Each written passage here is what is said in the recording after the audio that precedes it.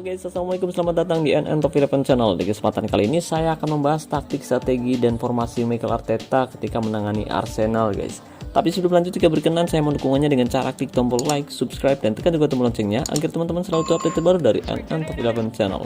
Oke guys, ternyata Mikel Arteta baru-baru ini telah memutuskan pergantian taktik, beralih dari formasi 4-2-3-1 menjadi formasi 4-4-1-1, dan sejauh ini formasi itu berhasil.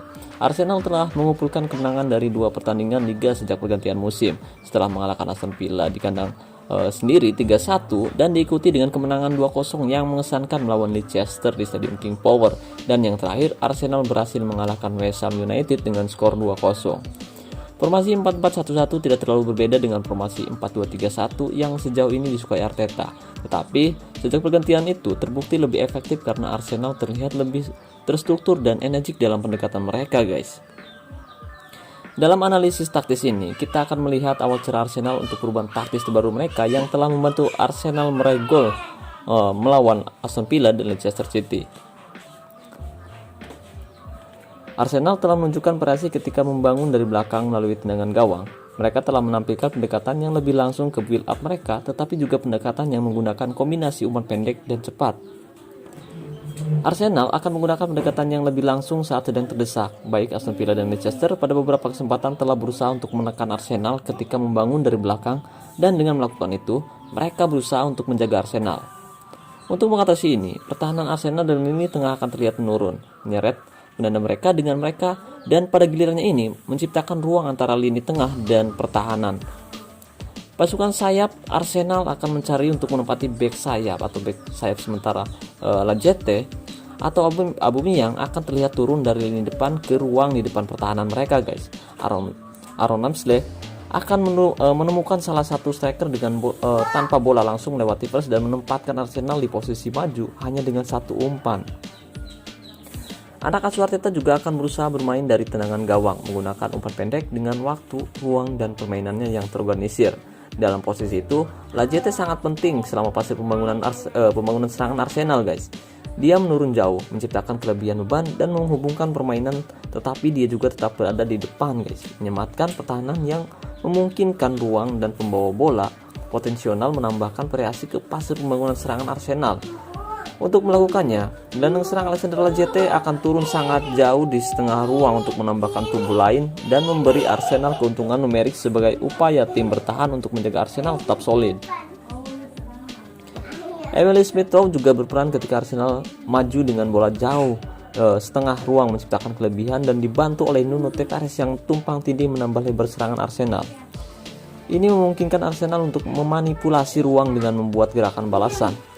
Lokonga akan bergabung di sisi kiri menciptakan segitiga atau berlian jika Partey juga bergeser, membuat pelari yang biasanya bisa dilakukan oleh pemain sayap kiri ke dalam saluran. Dengan Lokonga melakukan ini, itu memungkinkan Emile Smith-Rowe untuk datang ke tengah, area yang sebelumnya ditempati oleh Lokonga, untuk dengan bebas menerima bola dan menciptakan ruang untuk Arsenal. Sedangkan dari transisi defensif, ketika Arsenal kehilangan bola lebih tinggi di lapangan, mereka akan mencoba counter pressing untuk memenangkan bola kembali sesegera atau memaksakan kesalahan tim lawan guys. Arsenal akan menyusun kembali ke bentuk formasi 4-4-1-1 mereka. Sementara pemain yang dekat dengan bola dapat menekan pemain lawan yang sedang membawa bola. Arsenal juga secara efektif berusaha untuk memaksa lawan mereka melebar karena struktur 4 back berbentuk persegi dengan 2 back tengah dan 2 gelandang bertahan dapat memaksa lawan menjauh dari vertikalitas selama transisi. Dalam pertandingan melawan Villa dan Leicester, Arsenal menyelesaikan sebagian besar duel bertahan mereka di area yang lebih luas guys. Dalam upaya untuk memenangkan bola kembali, Arsenal membentuk segitiga pertahanan yang lebar saat tekanan mereka diintensifikasi dan diorientasi ke dalam tubuh permainan mereka, dan kunci yang permainan yang memaksa mereka melebar, kemudian memaksa lawan mereka melebar juga. Arsenal akan berusaha memotong jalur yang lewat di tengah, sementara tekanan pemain akan melengkungkan larinya, mengarahkan pemain pada bola untuk bermain ke sayap. Segera setelah bola dimainkan, pemain sayap Arsenal akan mulai menekan atau menerima dan menjebak mereka melebar untuk membatasi pilihan mereka. Pola berlian akan dibentuk oleh pemain yang dekat dengan bola. Jadi jika Arsenal berusaha merebut bola di sisi kiri, pola berlian bisa terdiri dari bek kiri, gelandang tengah kiri, sayap kiri, dan Lacazette atau Aubameyang yang sering terlihat membantu terbentuknya pola itu, guys. Untuk menghentikan lawan bermain dari belakang, Arsenal juga akan menggunakan sistem man marking, namun tetap sabar dengan pressing mereka. Melawan Leicester, mereka bekerja keras memotong jalur passing dan menekan ketika pemain Leicester menerima bola menghadap ke gawangnya sendiri. Ini memaksa permainan untuk kembali lagi seperti semula, guys. Jika Leicester mengolah bola melebar, Arsenal kemudian akan bergeser dan masih tetap sabar dengan tekanan mereka sampai Leicester melihat ke depan untuk bermain di sisi sayap. Kemudian, bek sayap Arsenal akan menekan dan pola berlian lebar itu akan terbentuk lagi. Dalam pertandingan melawan Leicester, setiap 1 dari 8 intervensi mereka di paru Leicester terjadi di area yang lebih luas. Mendemonstrasikan area, Arsenal tampak memaksa lawan mereka melakukan kesalahan lagi, guys. Ketika melawan Villa, salah satu dari 6 intervensi lanjutan mereka terjadi secara terpusat. Arsenal telah melakukannya dengan baik dalam membatasi kualitas peluang lawan mereka. Sedangkan dari transisi menyerang, bentuk serangan Arsenal selama fase build up dan menciptakan peluang telah menyerupai sesuatu dari formasi 2-4-4 dengan Saka sejauh ini menjadi penyerang terjauh seperti yang kita lihat. Baik Lacazette dan Aubameyang turun untuk menerima dan bermain link up. Dan ketika Arsenal memenangkan bola kembali, mereka melihat counter dalam transisi mereka. Kami telah melihat sedikit perubahan dengan cara fullback mendekati serangan. Sedangkan Kieran Tierney adalah penyerang yang kuat dalam formasi 4-2-3-1. Sering menerima bola dan beroperasi di setengah bagian lawan, tetapi dengan pergantian taktis. Bek sayap sedikit kurang berani, tapi itu juga memaksa Arsenal bertahan lebih dalam.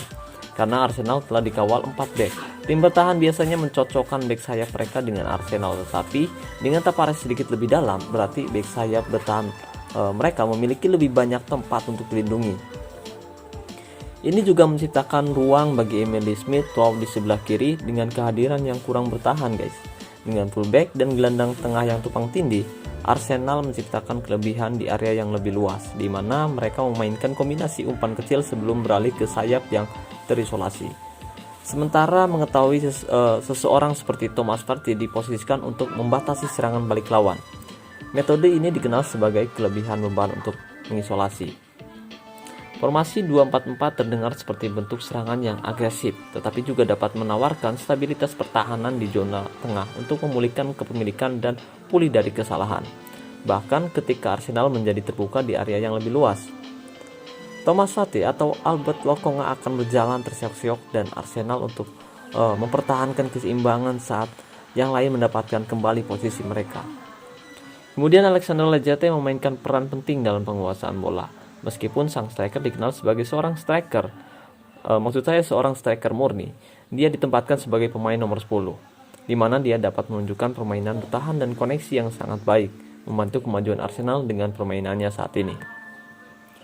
Kemudian, Lacazette memiliki kemampuan yang hebat untuk memposisikan dirinya di area yang mengganggu bentuk tim bertahan lawan dan dia menciptakan kelebihan di area yang luas dan membuat gerakan tanpa bola dari sisi ke sisi selama fase build up ketika membangun serangan. Sedangkan permainan Lacazette sangat struktur dan sangat bagus. Dia juga memiliki penyelesaian yang bagus. Dan apa yang mungkin kurang dihargai dalam pekerjaannya yang tidak menguasai bola menjadi pekerja keras.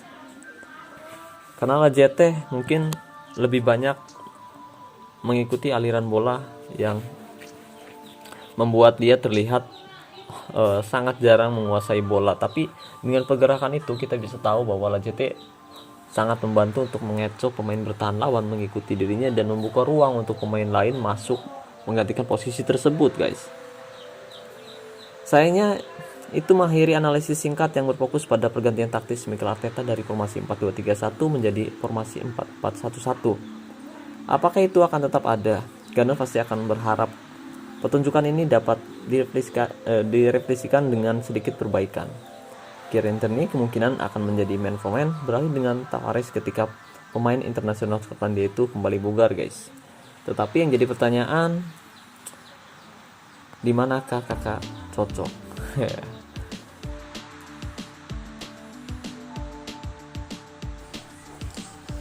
Oke guys, itulah sedikit pembahasan kali ini. Dan apa jadinya jika taktik, strategi, dan formasi Mikel Arteta yang digunakan untuk Arsenal jika kita terapkan di game Top 11 guys. Saya sudah mencoba taktik, strategi, dan formasinya melawan tim yang moodnya lebih tinggi dan hasilnya lumayan guys. Walaupun tidak menang secara langsung, tapi dengan adu penalti guys. Tapi tim saya berhasil menahan kekuatan tim lawan yang memiliki mutu lebih tinggi guys. Untuk taktiknya sendiri saya menggunakan mental tim normal, kemudian fokus umpan perpaduan, gaya mengumpan perpaduan, serangan balik menyala, gaya tekanan tinggi, gaya tackle mudah, gaya penjagaan jaga daerah tertentu, dan jebakan offset nyala.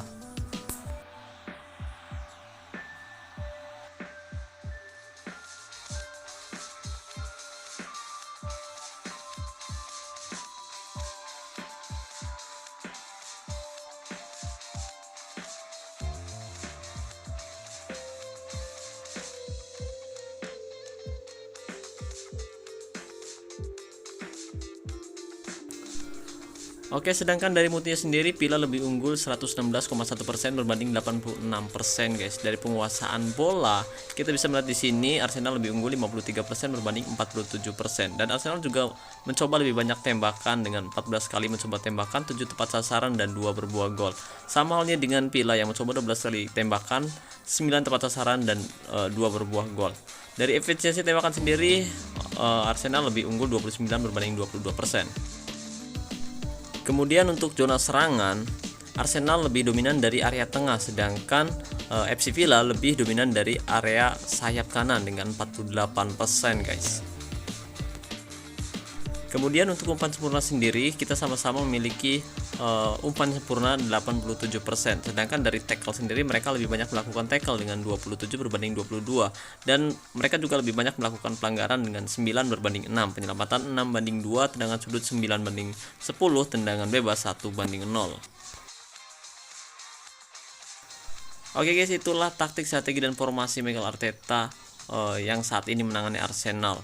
Oke, terima kasih banyak buat teman-teman yang sudah menonton video ini sampai selesai. Mudah-mudahan bermanfaat. Terima kasih banyak. Saya ucapkan wassalamualaikum warahmatullahi wabarakatuh. Salam olahraga, salam Top 11 Indonesia.